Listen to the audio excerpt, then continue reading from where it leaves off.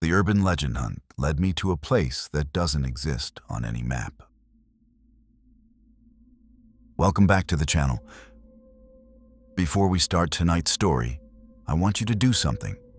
Open your Maps app. Look at that little blue dot. Remember how normal it feels to know the world can find you. The story opens inside a car at night. Rain on the windshield, streetlights sliding across the glass. 3 phones glowing blue in the dark. An empty stretch of road ahead where the map has no more names. Based on a true story. Kelvin is 28. He lives in Atlanta. By day, he works tech support. By night, he runs a small horror channel with his friends. They drive to real places, film, and talk about the stories behind them. Most emails he gets are nonsense. Then one comes in from Alicia J. My grandma's apartment building isn't on any map. 911 couldn't find us last year. If you come, please don't post the address. Just show people we exist. There is a short phone video. Brick buildings, a cracked parking lot, an older woman in a headscarf waving from a balcony. At the bottom is a dropped pin. Kelvin taps it. The map zooms out. Highways, streets, stores. The pin sits inside a gray patch. No road lines, no label. He sends it to the group chat. Kelvin. New episode. Map says this place doesn't exist. Maya. Could be a glitch. Rashad. Glitch or not, it's content. Tiana.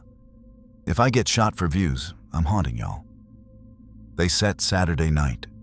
Rain starts as they head out. Kelvin drives. Maya sits up front with the map.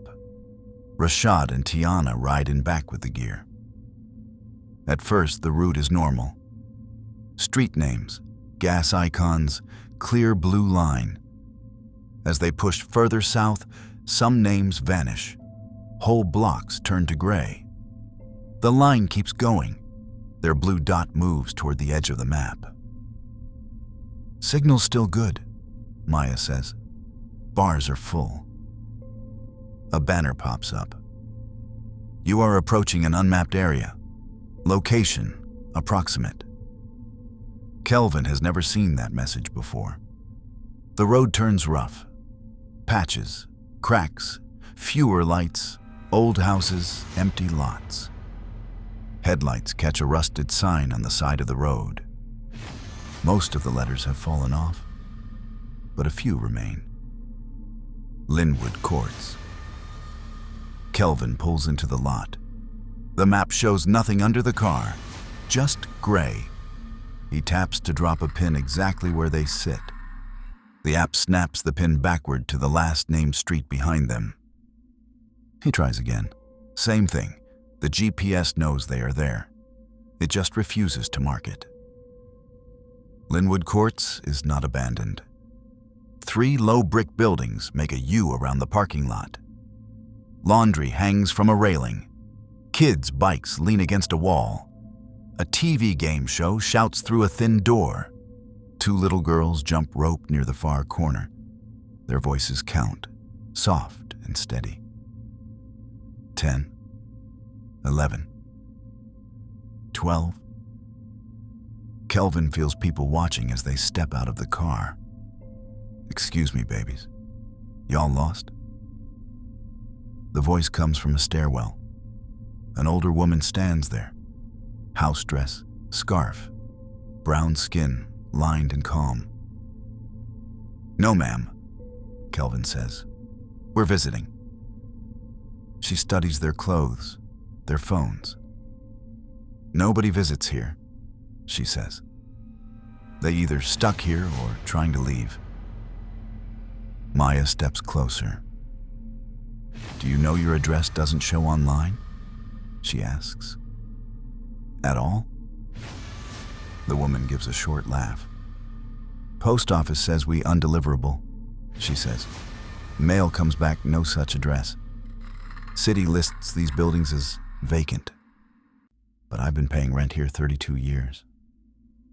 She nods toward the girls. Those babies go to school, she says. Their papers say temporary housing. We've been temporary longer than they've been alive. Why? Kelvin asks. City lady came once, the woman says. Talked about redevelopment. After that, everything started dropping us. Power, assistance, 911. One system at a time. She wipes her hands on her dress. My name's Miss Ernestine. She adds, in case your video wants to say it right. The sound hits them fast. A heavy thump above. Glass breaking, a woman's voice, sharp and high. Everyone looks up. On the second floor balcony, an old man has folded sideways in a plastic chair. His cup rolls and shatters. His arm hangs loose. A woman runs out from the apartment behind him. Lawrence, wake up. Doors open. Feet pound on stairs. Someone shouts, he's not breathing. Another yells for towels. The woman leans over the rail. Call 911, she screams down. Please, somebody call. Kelvin is already dialing. The line clicks. Emergency services, a calm voice says. What is the address of your emergency? Kelvin spins, searching. Faded white paint on the brick. 1173, BLDG2. 1173 Linwood Court, Linwood Court's apartments, he says. Keys rattle on the other end. Sir, the operator says, that address is not in our system. Do you have a confirmed cross street or nearby business? Kelvin starts running toward the road. There's a big discount store in a plaza, he says. Blue sign. We're behind it. I see the plaza, she says. No residential addresses listed behind. I'm dispatching an ambulance to the entrance. Do not hang up. You need to meet them and guide them in. On the balcony, someone starts chest compressions. The sound of hands hitting a chest is clear, even from the lot. Please hurry, Kelvin says. Kelvin and Maya sprint to the main road. Rain taps their faces. The pavement shines under the lights. Headlights appear. The ambulance. Kelvin steps near the lane, waving both arms. Maya waves too, shouting, "Over here!" He can see the driver, lit by the dashboard. The man looks toward them, then back to the navigation screen. On Kelvin's phone, their blue dot sits by a gray block. The route line ends at the plaza. The ambulance slows at the plaza entrance. The turn arrow on the driver's GPS points away from Linwood Courts. The vehicle follows the arrow. It passes them. No siren, no change in speed. Hey, Maya screams, stop! Red tail lights slide away in the rain. They just went by us, Kelvin tells the operator. The unit reports no mapped access to your location, she says. They're rerouting from the last verified road. Stay on the line. The call drops into quiet hold music. Behind them, back in the courtyard, the compressions stop. No one has to say what that means. By the time the paramedics walk up the stairs, they move slowly. A white sheet covers the old man in the chair. Kelvin and Maya stand in the middle of the courtyard, wet, breathing hard. Miss Ernestine looks down from the balcony, then comes to meet them halfway. You called? She asks. Yes, ma'am, Kelvin says. They couldn't find you, he adds. They never do at first, she says. Her eyes are dry. Her voice is even.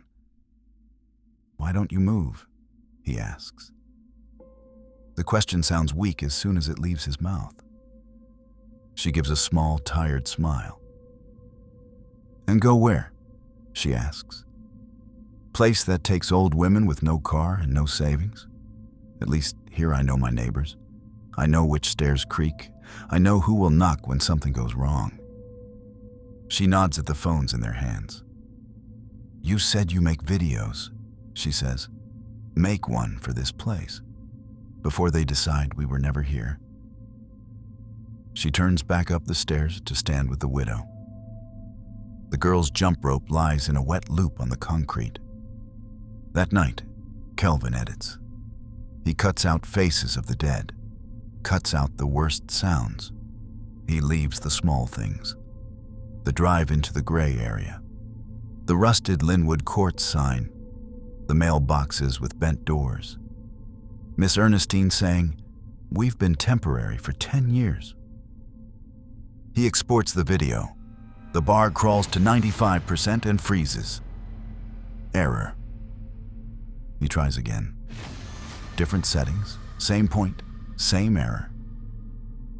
He restarts the laptop, splits the footage into smaller files. Each one dies at 95. He tests another project. It exports fine. He uploads a 20-second short.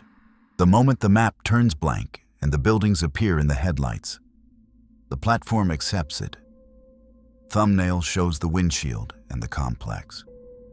When he refreshes the page a few minutes later, the thumbnail has changed. Now it is a gray rectangle with the words, "Image not available." Views, 0. Comments, turned off. He opens his call log. The 911 call is gone. In its place, unknown number 000. He opens the photo map in his gallery. Shots from that night float at the edge of the city outline. The caption under them reads, "No precise location." He remembers having full signal. The phone remembers nothing. Months pass.